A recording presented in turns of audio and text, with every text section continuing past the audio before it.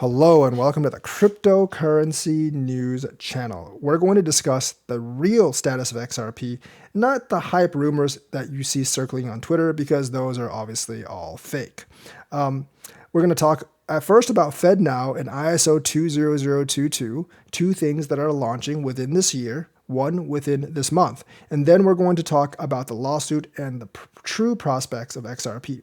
First of all, neither FedNow or ISO 20022 have much to do with XRP or cryptos at all. FedNow is a domestic instant settlement system. It's not just payments, it is settlement. However, it is domestic, so there was never any need for a bridge currency because obviously using a bridge currency to bridge USD and USD doesn't really make any sense.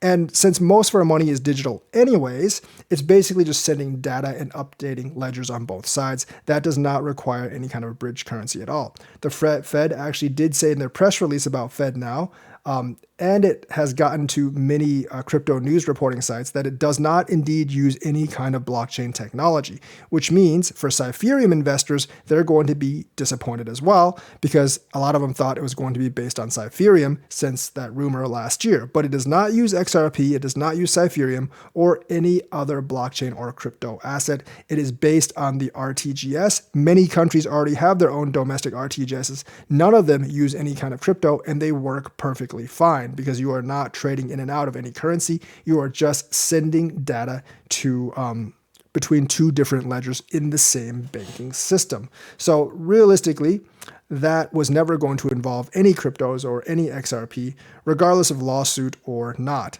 The second thing that's getting people excited is ISO 20022. ISO 20022, if you actually look on the website, is an XLM hypertext markup standard.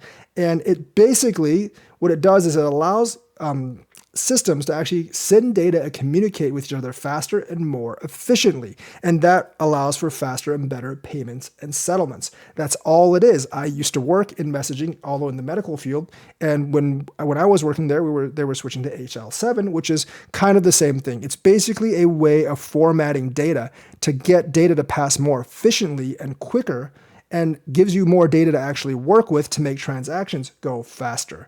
Now, when you say ISO compatible, it's really the systems and the messages that are ISO compatible, not the cryptos itself. There is no such thing as compatibility in crypto, solely on a cryptocurrency basis of ISO 20022. As long as the two messaging systems can actually both accept ISO 20022 messages, they can initiate a transaction in whatever asset they want. It does not matter if this so-called asset is ISO 20022 compatible, and the list of ISO 2022 compatible systems is growing. I think there's like 100 crypto projects on there now. So it is really nothing special.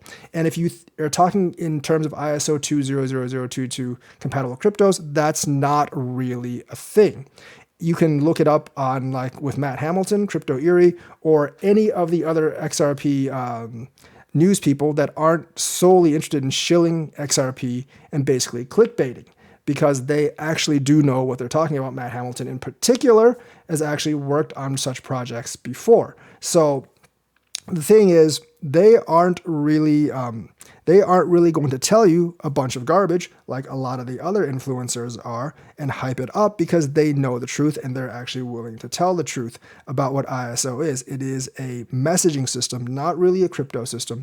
And Swift is going to be ISO 20022 compatible. So as long as both parties on either side have Swift, then they can actually initiate transfers with any asset they want. I think people were making it like, once it's ISO 20022 compatible, they have to use one of these like 8 assets that are also ISO 20022 compatible to do transactions. They're like making it seem like since the US dollar wasn't declared ISO 20022 compatible, then that you could no longer use it for Swift transactions. And that was obviously batshit insane, because obviously they're going to be able to use US dollars for transactions once Swift updates. That's kind of like the entire purpose, to actually make it faster for the USD transactions, not using any kind of third party. So ISO 20022 and FedNow, they will have no impact on the price. They're not negative for XRP, but they are also not positive for XRP. Now, let's actually look at something that's more realistic, like the lawsuit and future prospects for the project itself. So the lawsuit is 2+ years now, I believe, but it may not resolve soon. I know a lot of people are depending on some kind of resolution this month. That's when the summary judgment is going to come. But more and more actual lawyers that are following the case are getting to the same opinion that I've been for the last 2 months. And that is, it's not going to get a summary judgment. It's going to go to trial because there are material discrepancies of both sides with the facts, especially with the SEC, because they tend to jump around a lot. Now, there is an outside chance that Ripple will get a favorable judgment on some parts of the lawsuit, and that may trigger a settlement, but it is an outside chance. That is not the most likely result. Judge Torres will most likely deny, I think, summary judgment to the case and have it go to trial. The trial, they'll have to gather information and prepare. I don't think the trial would actually begin until probably Q4 of this year. And I think the trial itself on the circuit court will last at least a year. So you're looking at an end of the trial by the end of 2024 instead of the end of 2023. Now, both sides, both Ripple's general counsel and the SEC's counsel, have said they are basically willing to appeal all the way up to the Supreme Court. The U.S. court system is divided into 3 levels. They are circuit, appellate, and Supreme Court.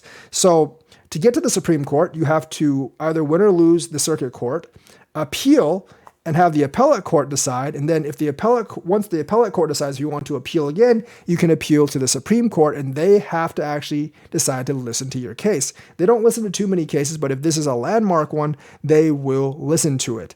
That process could take 1 to 2 years at every level. So realistically, if it does go all the way to the Supreme Court and you wait for a judgment there, you might be waiting until about 2027 to finally resolve this. Now, that would hurt you because that would hurt XRP investors because they're definitely going to miss the next bull run and possibly even the one afterwards, because 2027 is still 4 years away. The end of 2027 is almost 5 years away.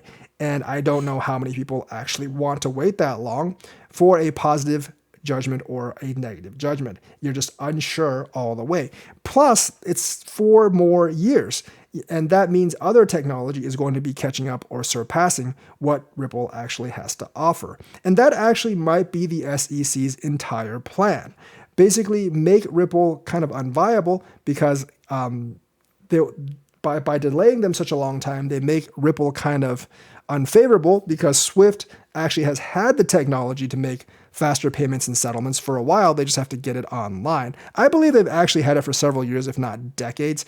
I've actually talked to banking friends that have this so-called priority service from some banks, and they can get same-day payment settlement, even same-hour payment settlement. So Swift has actually had this ability for a while, but they like to make money, and the way they make money is by holding people's money. So they don't want fast transactions, they want slow transactions, but that does not mean they don't have the technology to make fast transactions. You and I are just generally not priority clients. We're not multimillionaires or huge business accounts, so we don't get that kind of service. So actually, they could just be trying to stall it out until these solutions by Swift are already implemented, and then when ODL comes, no one is actually going to need it besides the small corridors. And I do actually believe that's eventually ODL's target. Now, if you're looking at remittance, it's projected to be roughly $1.35 trillion per year by 2030. That rounds out to maybe about $3-4 billion a day if you take it over 365 days, obviously. Since you have 100 billion XRP in total and 50 billion already in the circulating supply, I doubt that's, even if you take over 100% of that volume, I doubt that's really going to affect your price. So the thing is, it's going to have to be DeFi and speculation that pumps your price. And I don't really think XRP DeFi is really going to be that great because they haven't started on yet and they're a couple of years behind everyone else. So that doesn't make the prospects any bigger. And yes, the lawsuit does affect all cryptos, but since you're the one being sued, it's going to affect you more, just like a favorable settlement or a win would actually pump Ripple more than the rest of the market. It not being settled and it up being on your head will be a hex on you more than the rest of the market. And since it may not get settled until way back in 2027, I personally do not think it's a good investment right now because there are other cryptos that don't have a direct lawsuit of the SEC against them. And I think they will actually pump harder than XRP in any kind of bull run because they have the lawsuit hanging over them and it may not get settled for, it may not resolve within another 4 years. Remember when this lawsuit started, like every 2 months, everyone was like, it's going to settle. We're going to win the lawsuit. 2 years later, we're still ambiguous and we could be ambiguous for a much, much longer time. And there's another factor playing into this. There is another big lawsuit that could actually resolve before the Ripple lawsuit, and that is the Grayscale lawsuit. Yes, they just started it a few months ago, but let's not forget, they started it in the appellate court. It's not in the circuit court, it's in the appellate court, which is one level above where Ripple is. Ripple would actually have to fight the circuit court trial before they can appeal to the appellate court. They're starting directly at the appellate court, and there's only one more appeal level above them if they decide to appeal. And the appellate judges are not impressed with the SEC's arguments in that matter. So they could actually just say, you know what? We rule in Grayscale's favor sooner rather than later. So the Grayscale lawsuit, which is the Bitcoin ETF lawsuit, could actually get resolved quite a bit before the XRP lawsuit, and that will trigger a bull run. And if the XRP lawsuit hasn't been settled by then or done by then, that will impact XRP during that bull run, and I think it will limit it when compared to the gains made from other coins. So that's another reason why I don't believe it is the best crypto investment right now. The XRP lawsuit does actually have one side effect of stabilizing the coin a little bit more than the others because there's not much speculation on either side, and that's kind of a good thing, I guess. But if you're looking for the maximum amount of ROI during a bull market, you're probably going to want to go with another top 10 coin. If you want the maximum amount of safety, I think you would probably want to go with Bitcoin itself. So to me, it's not a very good investment right now. It's not a terrible investment because there's future prospects several years down the road, but it is not the best investment right now because crypto prices have always been more dependent on hype, speculation, and basically DeFi. And I don't think there's going to be too much hype and speculation as long as this lawsuit's hanging around. And as for DeFi, I don't really see XRP really taking the DeFi lead because they're kind of a couple of years late and everyone already has DeFi. So let me know what you think, like and subscribe, hit that bell notifications button. Thank you and have a nice day.